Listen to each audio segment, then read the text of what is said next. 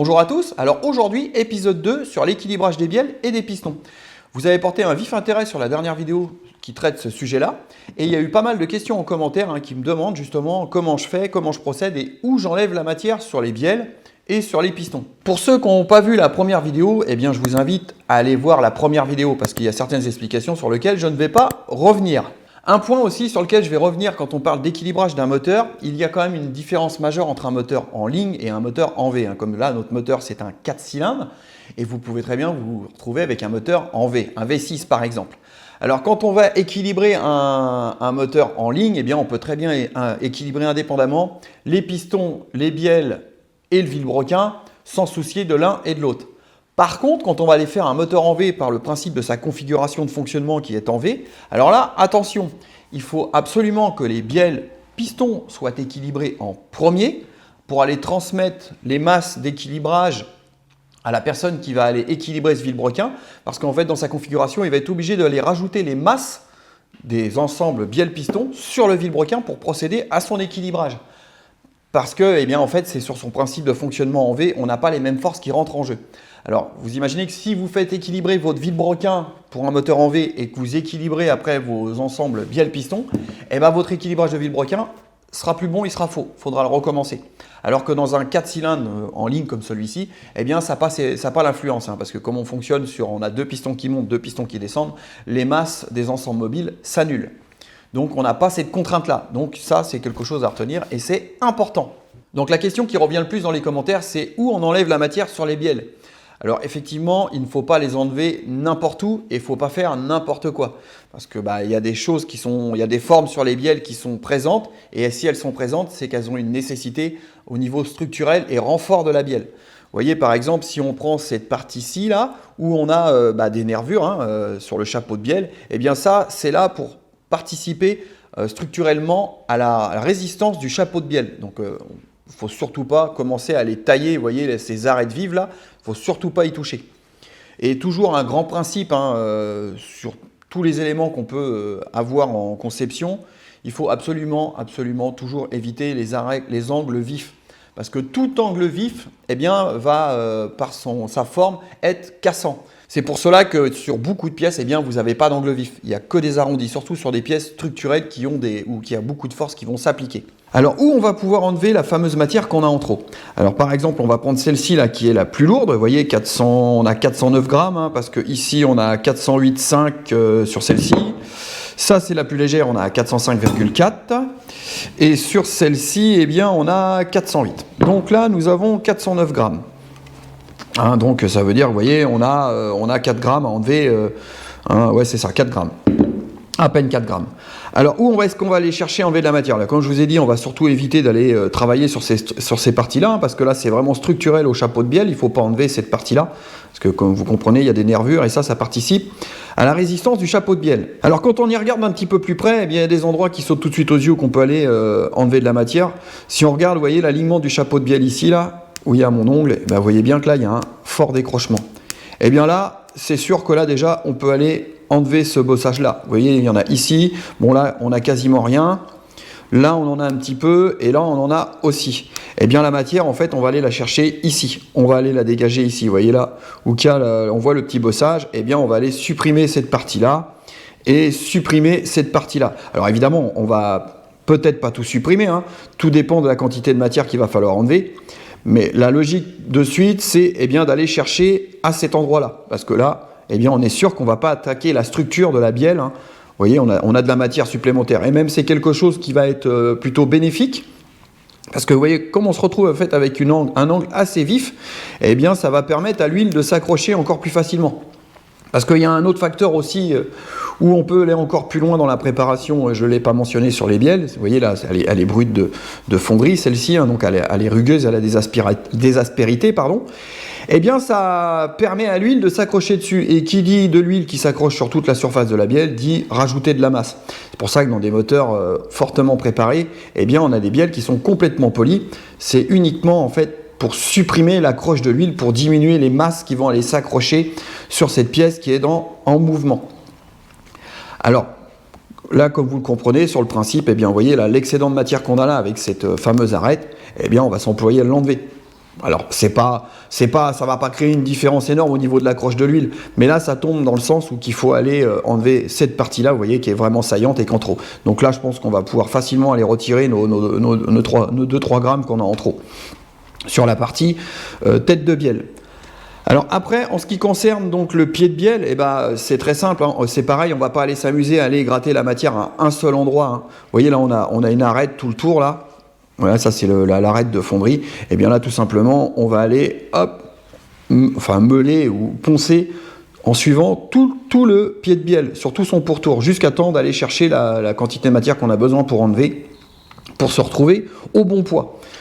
Donc vous voyez, alors on n'enlève pas la matière dans le milieu, hein, parce que c'est pas là que ça nous intéresse, hein. Nous, on a notre masse totale de la bielle.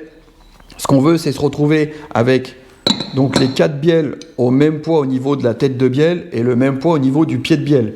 Et on commence toujours par l'extrémité la plus lourde, hein, c'est-à-dire de ce côté-ci. Comme j'ai dit, il faut éviter à tout prix d'aller attaquer dans la structure de la bielle, hein. Vous voyez, ces formes-là, je le répète, ça, c'est ce qui participe à la résistance du chapeau de bielle. Comme je l'ai dit, à aller chanfreiner de chaque côté, hein, parce que vous voyez, comprenez bien que ces petits dépassements de matière qui sont ici, eh bien, ils n'ont aucune importance sur la résistance de la bielle.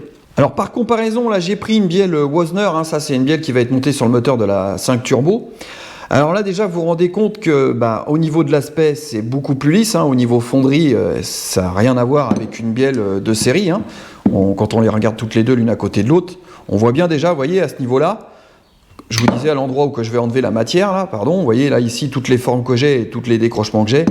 Eh bien, sur la Wasner, il n'y en a pas, hein. Bon, là, ça c'est normal, hein. C'est par rapport à la liaison de la bielle, mais vous voyez ici, c'est parfaitement lisse la jonction et c'est bien arrondi. Vous voyez là, c'est propre, c'est nickel. On se retrouve toujours avec cette même structure, hein, qui participe au renfort du chapeau de bielle. Alors là, on a une bielle type en H, hein, qu'on appelle, hein, vous voyez, avec cette forme bien particulière. Mais là, c'est beaucoup plus flagrant et plus facile à comprendre. Là, on se rend bien compte que là, on peut facilement aller enlever ces bossages qui sont là. Alors ça, c'est sur une bielle de série. Alors, celle-ci, c'est pareil, hein, je vais les contrôler à l'équilibrage. Alors, si sur celle-ci, eh bien, on a de la matière, enfin, on a de l'équilibrage à faire aussi, eh bien, c'est sur le même principe. En fait, on ira, reponcer ici pour aller supprimer de la matière sur toute la surface en suivant cette forme-là et de chaque côté. Que, évidemment, une chose que je n'ai pas précisée, je ne vais pas faire en sorte, je pourrais me dire, voilà, je vais supprimer toute cette partie-là d'un seul coup, mais non.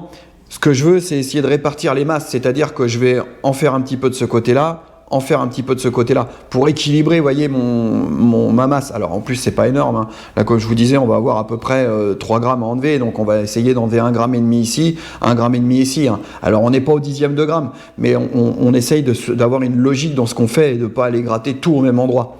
Hein, ça tombe sous le sens, ça paraît logique. Donc je reviens sur la bielle Wasner, et pour le pied de bielle, et bien sur celle-ci, s'il y a un petit peu de masse à enlever, et bien on fait la même chose, c'est-à-dire qu'on vient enlever de la matière sur tout la surface ici, pas en un point donné. On n'essaye pas de se faire je sais pas, par exemple, il y en a qui pourraient avoir l'idée de faire un trou ou de meuler qu'à un seul endroit. Et là, c'est pas bon parce qu'en fait, vous allez créer des angles vifs, encore une fois de plus, et vous allez fragiliser la pièce. Donc, il faut toujours respecter les formes et les arrondis. En ce qui concerne les pistons, eh bien évidemment que la matière, on ne va pas aller l'enlever sur la tête de piston déjà, ni sur cette partie-là où il y a les segments, et ni sur la jupe de piston, hein, parce que c'est des endroits de surface de contact et de fonctionnement. On va aller chercher à retirer de la matière en dessous.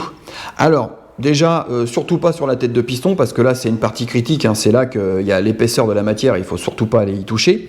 Donc je vais enlever d'ailleurs Voilà, ça, on n'en a pas besoin. Comme je vous disais, on ne va pas aller enlever de la matière sur le fond du piston. Quoique, vous voyez là, les choses où qu'on peut aller travailler, vous voyez, c'est sur ces arêtes de fonderie là. Vous voyez là, toutes ces petites arêtes de fonderie. Donc celles-ci, c'est des arêtes de moulage. Alors celles-ci, on peut les enlever si on veut, mais bon là, ça va être assez compliqué d'aller chercher dans le fond. C'est un peu chiant à faire. Ce qu'on commence généralement par faire, vous voyez là, ici, on a un petit bossage. Et vous voyez là, j'ai encore des angles qui sont très saillants, très vifs. Et bien là, c'est là que je vais aller chercher à enlever de la matière sur les angles vifs. Alors, je ne vais pas supprimer toute cette partie-là, parce que vous voyez, elle a un intérêt, elle n'est pas là pour rien, ça participe un petit peu au renfort. Mais vous voyez là, la forme qu'on a ici, là, l'espèce d'arête, là, et bien ça, on va aller l'arrondir. Ici, ici, ici et ici. Alors, toujours pareil, hein. On fait sur les 4 points, je ne vais pas faire qu'un seul côté. Ce que je veux, c'est répartir mon équilibrage. Alors là, comme sur celui-ci, vous voyez, on a 385,3, 384, là on a 384,4 pour celui-ci, et l'autre on a 387, donc c'est celui-là qu'on va avoir le plus à enlever. On va prendre celui qui est le plus lourd. Donc sur celui qui est le plus lourd, eh bien vous voyez là, je me retrouve avec des beaux angles vifs. Vous voyez là c'est ces brutes de fonderie. Eh bien tout ça, on va aller l'arrondir, l'adoucir ici, ici, ici, ici.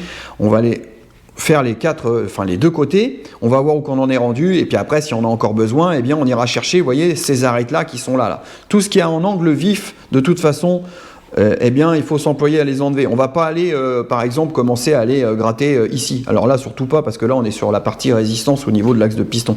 Là, on va vraiment aller chercher eh bien, tous ces angles vifs-là.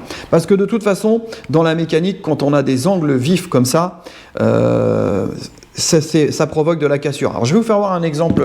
Je prends mes fusées que j'ai fait usiner en aluminium et l'importance de ne pas avoir des angles vifs. Vous voyez, par exemple, comme ici, sur toute cette surface-là, eh bien, on a un arrondi.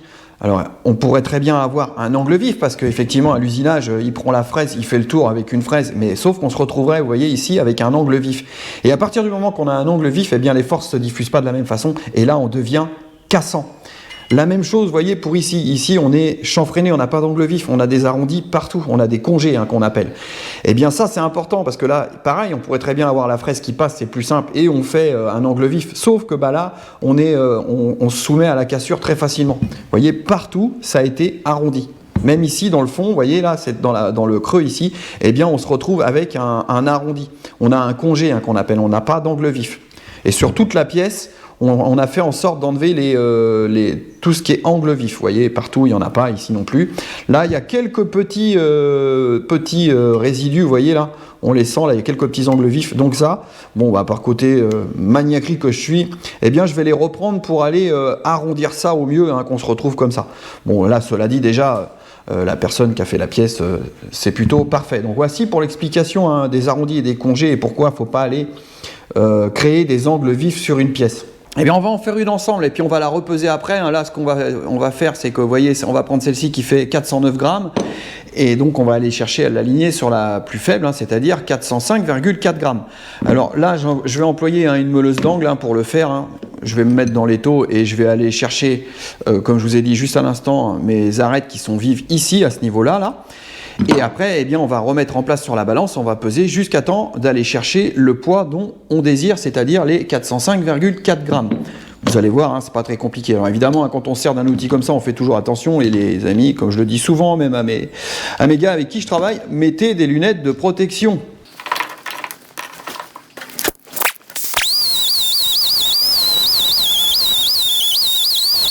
Alors là, vous voyez, j'ai commencé à meuler la partie. Donc là, ce que je vais faire maintenant, c'est que pour savoir où j'en suis rendu, parce que bien évidemment, en fonction de la mat, c'est pas évident au début de savoir à peu près combien on en enlève, donc c'est un peu au feeling. Donc voilà, j'en ai enlevé un petit peu, comme je vous dis, voilà, j'ai tapé dans l'arête qu'il y avait ici. Et bien ce qu'on va faire maintenant, c'est qu'on va la reprendre et on va déjà aller la repeser pour voir de combien on a diminué notre masse et voir s'il faut qu'on continue ici et puis après elle est équilibrée pour aller sur l'autre face. Autre question aussi qui a été posée dans les commentaires, donc le matériel utilisé, est-ce qu'il y avait d'autres choses, est-ce qu'on pouvait faire autre qu'avec du matériel comme ça? Malheureusement non, parce qu'il faut quand même des choses assez précises, assez rigides. Comme je vous disais, tout est monté sur roulement à billes. Vous voyez, moi comme par exemple ici, moi je me suis réusiné cette pièce-là, parce que d'origine, vous voyez, ils vous en fournissent, mais ça ne va pas forcément sur les dimensions. Alors moi j'ai usiné cette pièce-là. Vous allez voir de façon à ce qu'elle prenne parfaitement le diamètre de la bielle. C'est ce qui va faire qu'on a de la précision et de la répétabilité dans la mesure. Alors autre chose qui n'est pas des moindres aussi, c'est la balance, la précision de la balance. Donc une balance, alors on pouvait faire ça avec une balance à pas cher, mais bon, le problème qu'on peut avoir souvent, c'est bien, vous allez mettre une masse, elle va vous donner 100 grammes, vous la reposez 2 minutes après, elle fait 105, après elle refait 100, après elle fait 99. Donc c'est dans la répétabilité des mesures. Et effectivement, si on veut ça, il faut investir dans une balance de précision. Alors vous voyez, moi j'ai celle-ci, mais j'en ai d'autres aussi.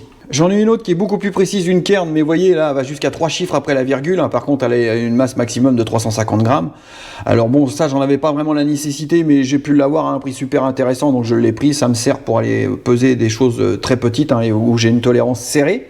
Et j'en ai une troisième, hein, aussi une Kern, d'ailleurs que j'avais eu en même temps que celle-ci. En fait, c'était un lot et j'ai eu un prix intéressant sur ces deux balances-là. C'est pour ça que je les ai. Bon, cela dit, après, on n'a pas forcément besoin de tout ça, hein.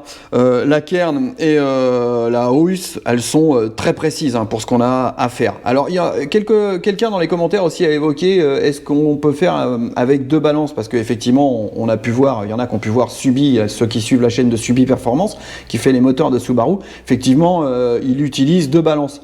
Alors après, oui, ça permet en fait, si vous voulez, d'aller plus vite parce qu'on va peser eh bien, le pied et la tête en même temps. Mais bon, après, au niveau du montage, au niveau de l'équilibrage et tout, il faut vraiment là avoir des balances de précision, il faut vraiment que tout soit bien plan, parce que ce qui est important aussi, vous voyez, hein, elles ont un niveau, les balances, donc il faut qu'elles soient mises de niveau, il faut que le plan sur lequel elles reposent, ça soit bien stable, et tout ça, c'est important pour la répétabilité de la mesure.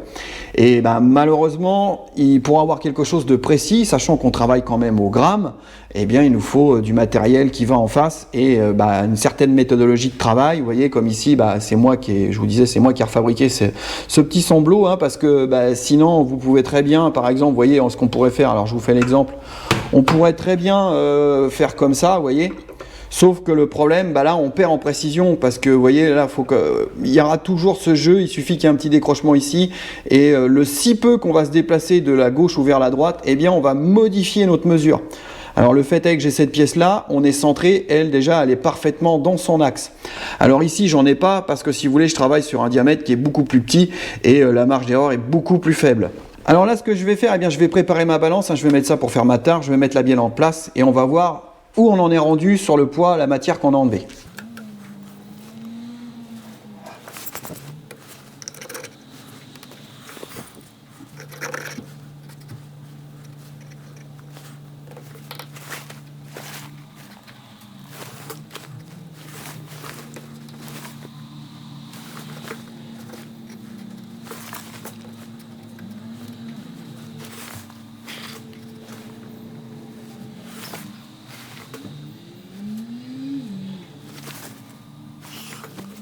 Donc j'ai remis ma bielle en place, hein, sur la balance, vous voyez, c'est très délicat, hein, il faut bien la placer, qu'elle soit bien en ligne avec le roulement, et souvent ce que je fais, c'est que je la mets, je la renlève, je la mets, je la renlève pour voir si je retombe tout le temps sur la même mesure. Si je retombe pas sur la même, c'est que je suis mal positionné, et c'est là que justement, eh bien, c'est très très délicat.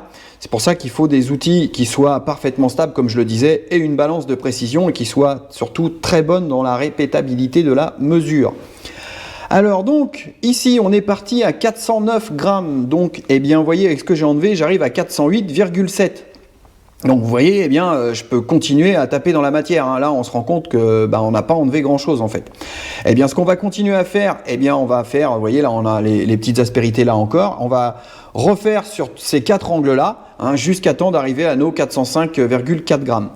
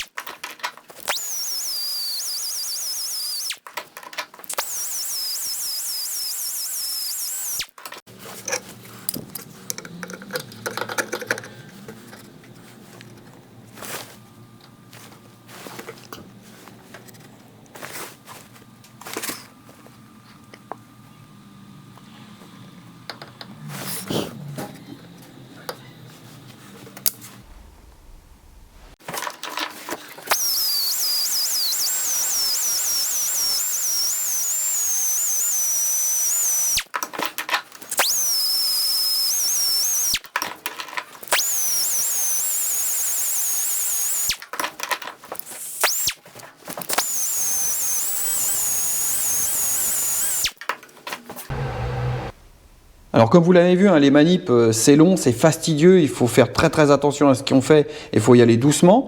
Donc là vous voyez je suis arrivé à 405,4 hein, pile poil. Alors on n'est pas à 0,1 g près, hein, là c'est perfect, mais c'est surtout quand on arrive à la fin, là, quand il reste plus que 0,2, 0,1 g. Alors bah là vous voyez on la relève, on lui met un petit coup, on revient, on la met en place, on la bouge, voilà c'est super délicat. Et bah, c'est là que bah, c'est très long et très fastidieux. Et vous voyez là si je fais une répétabilité de mesure, vous voyez je la lève, je la repose, vous voyez là on est à 405,5, on va relever, on va reposer, 405,4, vous voyez ça revient toujours au même endroit, vous voyez là on est bien. Alors juste pour vous donner un ordre de grandeur de la précision de la balance, là je vais essayer de vous faire voir quelque chose. Vous voyez si je vous filme le cadran et je souffle dessus, vous voyez juste le fait de souffler sur la balance, eh bien ça la fait varier, donc ça vous donne un petit peu la précision de la balance. Donc c'est pour ça que je vous dis qu'il est hyper important que la balance soit sur une partie stable et que vous ayez des outils de très grande précision. Sinon, vous n'arriverez jamais à obtenir la précision. Et même dans le pire des cas, c'est que vous allez penser faire bien et vous serez complètement à côté. Et au pire, c'est ce que je dis, eh bien, vous allez dégrader la situation. Alors le résultat, qu'est-ce que ça donne? Eh bien vous le voyez, j'ai tapé dans les 4 angles hein, uniformément, hein, donc comme je vous l'ai dit, hein, c'est que j'ai réparti en fait l'endroit où j'ai enlevé de la matière hein, pour pas déséquilibrer la pièce en elle-même. Donc on a bien fait sur les 4 coins. Vous voyez maintenant on se retrouve avec une jointure qui est bien lisse, hein, ça ressemble beaucoup à ce qu'il y a sur la bielle Wozner d'ailleurs. Et si par comparaison on prend celle-ci, eh bien là vous voyez on se rend compte que sur celle-là qui fait 408,5, et bien là on a, vous voyez, le fort décroché qu'on a là, on a un angle vif, on est complètement décroché sur les angles, vous voyez. Donc là un peu moins de ce côté-là, mais ici voilà, il y a de la matière à enlever ici. Donc là maintenant on l'a plus ici. Et d'ailleurs si on prend donc la plus légère, vous voyez, on a quasiment rien là. Donc on se rend bien compte qu'en fait tout ça c'est de l'excédent de fonderie. Vous voyez là, c'est vraiment là que la matière il fallait aller la chercher. Cela dit, on va dire que c'est pas compliqué, mais où est la difficulté? C'est que c'est très délicat et c'est surtout sur la prise de mesure. Si vous n'avez pas le matériel nécessaire et la précision nécessaire, c'est même pas la peine d'y penser. Maintenant, eh bien, tout simplement, vous avez vu que ce côté-là est fait. Je vais équilibrer mes 4 têtes de bielle et après, eh bien, je vais m'employer à faire la même chose sur les pieds de bielle. Alors, les pieds de bielle, je vais pas forcément vous le faire voir, hein, vous avez compris. Hein, c'est exactement le même principe. Alors là, ce que je vais faire, c'est que vous voyez, là, il y a une arête de fonderie. Hein, et bien là, je vais la poncer, hein, mais sur toute sa surface, pas à un seul endroit. Je vais répartir sur toute la surface du pied de bielle, sur tout l'arrondi. En plus, comme ça va me lisser cette partie-là.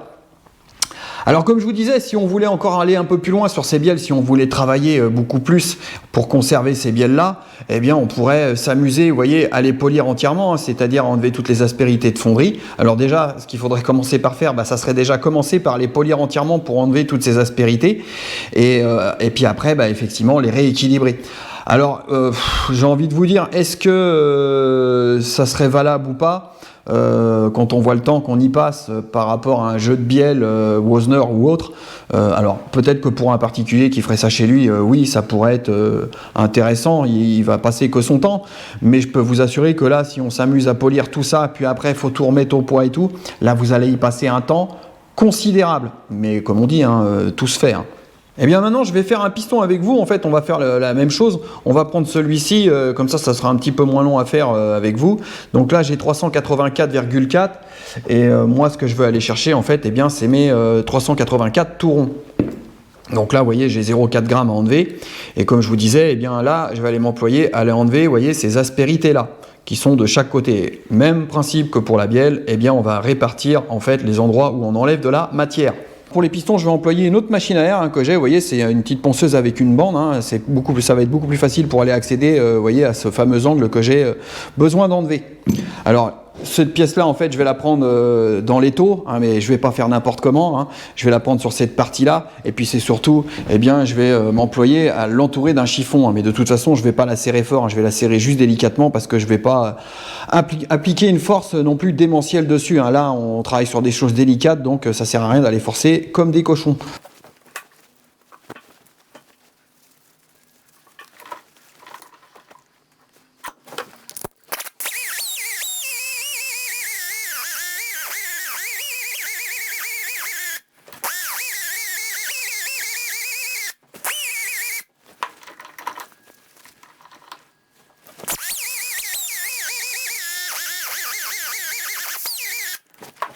Alors là, vous voyez, j'ai enlevé la matière, comme je vous disais tout à l'heure, au niveau des angles. Vous voyez, c'est délicat, faut y aller tout doucement.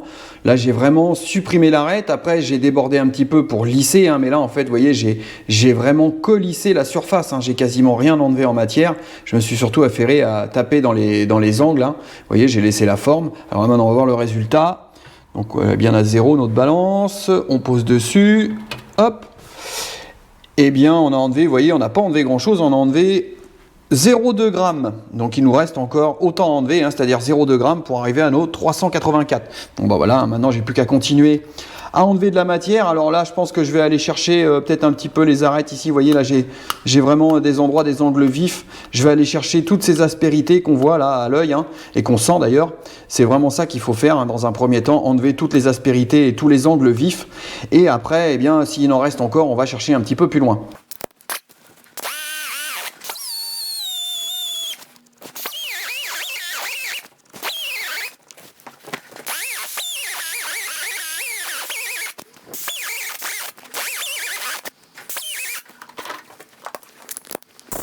Alors là, vous voyez, typiquement, quand on arrive à ça, donc 384,1, ça veut dire qu'il me reste 0,1 g à enlever. Et là, c'est là que c'est délicat. Donc, il va vraiment falloir y aller tout doucement, par parcimonie, pour aller chercher notre 0,1 g. Mais là, je vous dis déjà, on s'approche vraiment. On est vraiment très, très bien déjà. Bon, et bien, j'ai fini d'enlever la matière sur le piston. Donc, c'est bien celui qui faisait 384,4. Donc, eh bien, on va le peser. Alors, donc, délicatement, notre tare, elle est bien à 0. Hop. Et bien, vous voyez, on est pile poil à 384 grammes. Donc là, c'est perfect. Mais je vous dis, bon, 0,1 g, ça passe. Alors, on va recontrôler avec le numéro 1, là, qui lui faisait bien 384. Donc là, pareil, on pose. Et là, eh bien, vous voyez, on est bien à 384. Et bien, donc, nos deux pistons sont parfaitement au poids. Et bien maintenant, il ne reste plus qu'à faire les trois autres, et puis sur le même principe. Alors résultat, qu'est-ce que ça donne? Qu'est-ce que j'ai enlevé comme matière? Et bien là, vous voyez, comme je vous disais, je me suis affairé à enlever les arêtes qui étaient ici, de chaque côté. Même chose de ce côté-là. Donc vous voyez, j'ai débordé un petit peu, j'ai poli, mais j'ai vraiment enlevé que de la surface.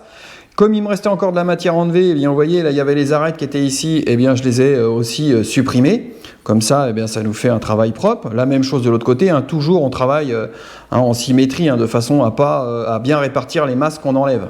Par comparaison à un piston qui n'est pas encore fait, eh bien là vous voyez, on voit bien les arêtes qui sont vives ici de chaque côté. Donc là on se rend bien compte que des arêtes que j'ai enlevées, on les voit bien ici, qu'elles ont été supprimées. Ici elles sont encore présentes.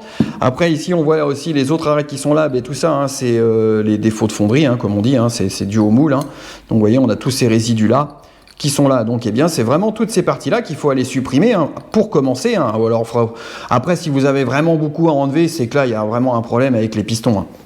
Donc là, dans notre cas, eh bien, vous voyez où j'ai enlevé la matière. Donc là, on ne va pas toucher en aucun cas à la structure du piston et on n'a pas fragilisé notre piston.